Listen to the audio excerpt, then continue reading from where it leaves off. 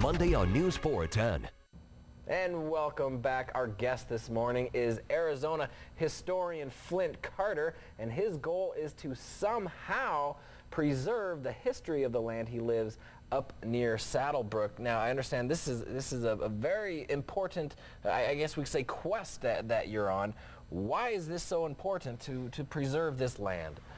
Buddy, it's all been lost. The way the developers are doing now and everything, there's very few places. And now, as far as I know, that's the oldest building on that mountain, other than the other one that is similar to it at this Lost City site further up in the mountains. And there's not much of it left at all. There's just a stone foundation. But as far as I know, that's the oldest building on that mountain. And things like that should be preserved, and especially being the first guest ranch in the state where they filmed the movie. All the personages were there, like you mentioned, Buffalo Bill, Tom Mix, you know, Rita Hayworth. We've still got one tree that Luther Burbank made for Rita Hayworth for her dry martinis. The other people cut down all the trees. It was one time, supposedly, I was told, it was the highest orange grove in the world. It's down in a valley, and if the sun doesn't hit the oranges when they freeze them directly, then they can live through it. But the people that bought the land didn't know it when it froze. They thought they killed it, and they cut them all down, and they would have lived, you know? Yeah, and you've been doing this for, like we said, the better part of 40 years. Have you been reaching out to people, you know, for help, or what's the long list of people that everybody in Catalina. Everybody in Catalina has helped me. The Macy's, especially the Macy's, they own the Brave Bull, which is now Miraval. You know, and everybody in town. You know, when I lost the ranch and the museum for a while, people give me a place to stay. That little town's kind of a small town, but everybody's really been great. You know, they've fed me, they've put me up, they've listened to my wild stories, and everybody seems to like the fact that this is, a lot of people, when I was there at Players Pub, they'd come in and I had the exhibit there, and they go, this is what we came out west to see. You know, I mean, there's nothing left. Everybody's going, you're the only thing left. I'm going, cut it out. I didn't think I was that old, but it looks like it's sneaking up on me. And, you know, the Western, I don't know, the genre of it all, the gold, the silver, you know, they've written songs about me, and, you know, it's been a lot of fun. I mean, just over the years, I wouldn't trade it for nothing, but I want to see it preserved. This is something that it's a special place. And just one little half an acre to be preserved, the development, and everybody else is getting the rest of it, so I don't think that's asking too much. And I imagine you've unearthed some amazing specimens, I guess is what we're calling them. Let's get into it. What can we show our viewers first? Now, these are all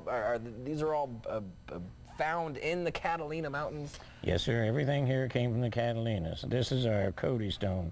It's jewelry grade silver and gold ores and quartz. Okay. Now, Cody stone. Let's because that's a big part of your life is the Cody stone. And now, what is it? You said it's quartz and gold, and it's and silver in a natural state. You usually don't see anything like this. There's very, very little of it left, and it sells by the carat weight. And I have 8 museums in the Mining Hall of Fame now. Wait a second, what?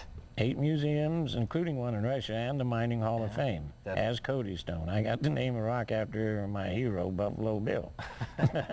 Wow, okay, so that's the Cody stone, and is it only found in these parts, or? I'm the only source of gold and silver off that mountain. If there's anybody else out there that's got it, we haven't found them, or they can give me a call, and I'd like to see what they got. But I've owned the 2 largest mines on the backside of the mountain over 40 years, thousands of acres and big mines. Okay, and we'll tell you how to contact Flint at the end of this show, so stay with us. Okay, what else we got? Now, this is all stuff you handmade? Yes, sir. Wow. And you can see the medicine man here is what this one's called. You can see the little pieces of gold in it. This one here, you can see the mine shaft and the saguaro and the moon and the little shooting star. And yeah, this is one of our 14K pieces. Michael Garcia made this. This matches the bolo tie here. It's called the Sunrise Set. All of these other stones are from the Catalinas. At one time, that was a very rich mountain, but it's been mined for over 120 years now. And they pretty well, we have, you know, this is the Cody stone, but then we have what's called Esmeralda. Look at this. Esmeralda. If time is silver and blood is colored gold, Esmeralda never will grow old. That's in one of the songs they wrote about me, but it's really beautiful, beautiful stuff. It's epidote. And some of the crystals are just phenomenal in there. The Esmeralda has a little bit of gold, and the confusing part is these are gold and silver ores. Nothing in nature comes just as one thing and purified. You have to refine it to have that happen. So there's mixtures of stuff in it. But then besides Esmeralda, we have the Geronimo's gold. Okay. Which the white stone is for the white man and the red stone is for the Indian. And that's called Geronimo's gold. Yes, sir. And it's copper and gold in a garnet skarn. You can see some of the garnets are really nice sized garnets. Wow. Wow, and this stuff really shines too when you get it in the light. They call the mine sometimes, remember you heard about the Christmas mine? Well, look at the red and green. Wouldn't you think it was Christmas if you was a miner and did something like that? But those are from our mountain. There's hundreds of miles of tunnels in that mountain, and the mines are now covered over. They won't be mined anymore, and this is a little bit of what's left remaining of the people that have worked there. But because I had the mines, I got some pretty good specimens. And those materials are all of the stories on the mine with the iron door. Okay, so yes, now, okay, the legend of the mine with the iron door, we've touched on it, a little bit about it, and you've compiled a book. All of this is his research and articles and different things about the mine with the iron door. Where do we begin with that story? Well, in 1980, I had professional research teams at $100 an hour. And believe it or not, we didn't find out Cody was in it until about 95. Okay. Some of this stuff gets lost, and everybody around goes, oh yeah, Cody was up there in Oracle, but he lost a fortune, and he didn't. He wrote some letters to his sister that said that he'd been had. And he had been had because he wasn't here. And in the mining industry, you know, if you're lucky enough to make it, you know, then usually somebody else will get it. It's kind of a, and over the years, the story started in the 1880s and goes on. And the first story really started with Mrs. Kitt. She started the Arizona Historical Society. In fact, the mine that I own now, that Cody built the cabin in 1910, it belonged to Mrs. Kitt's father, who was named Stratton. But she started the Arizona Pioneer Historical Society. She married Mr. Kitt, and they built the Kitt Peak Observatory. Wow. From From what I've been told. Now, if there's anybody that knows anything different or can help us with this, I'd appreciate it, but that's what we found so far. And the stories go on. I mean, like, until Star Wars, the mine with the iron door was the most reproduced legend. I went up to the Lost Dutchman once, and they were having a meeting up there, and they said, oh, well, this is the biggest gold story in the West. And I raised my hand. I said, I got a question for you. How many major motion pictures does the Lost Dutchman have to its credit? The guy goes, well, there was TV programs. And I said, how many motion pictures? And he goes, well, there's one I know of. And I said, well, we got 4. And I've been working 25 years on the 5th one. What I wanted to do was combine the other 4 fictional movies with what we've actually found. And then that way it'll put a clearer portrait.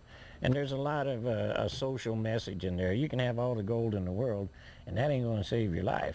I mean, it might help with doctors and everything, but still, this stuff isn't built up to be what, I mean, like I said, there was 27 people tied to a pole in New Mexico underground that have been left there to die. You know, things like that, and this gold thing it's way, way overrated. The wealthiest person is a pauper at times compared to the person with a satisfied mind, because money can't buy back your youth when you're old, or money can't buy back a heart that's grown cold. He's also a poet, folks, and as time is winding down here, people, I'm sure, after this show is over, they're going to want to contact you. They're going to want to find out more. We have a website we're going to post up. There it is on your screen, azentertain.com/Iron Door Mine. So if you just plug that into your browser, that will get you to a website with all sorts of information starring this guy. But those of you who do not have a computer, there's also a phone number that we'd like to get out. There it is, 520-289-4566.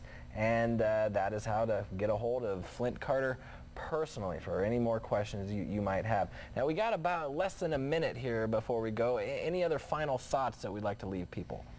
Well, first of all, I'd like to thank your station and all you people for giving us a little spot here to try to get somebody to help to preserve this. And that's the main thing, is preserve, preserve, preserve. I'm trying to give it all away. If somebody wants it all, I could take a vacation, you know, but the main thing is to preserve this for the future generations. Okay, thank you, Flint. We're out of time, but again, I'd like to thank Flint Carter for his unique insight on the history of our area.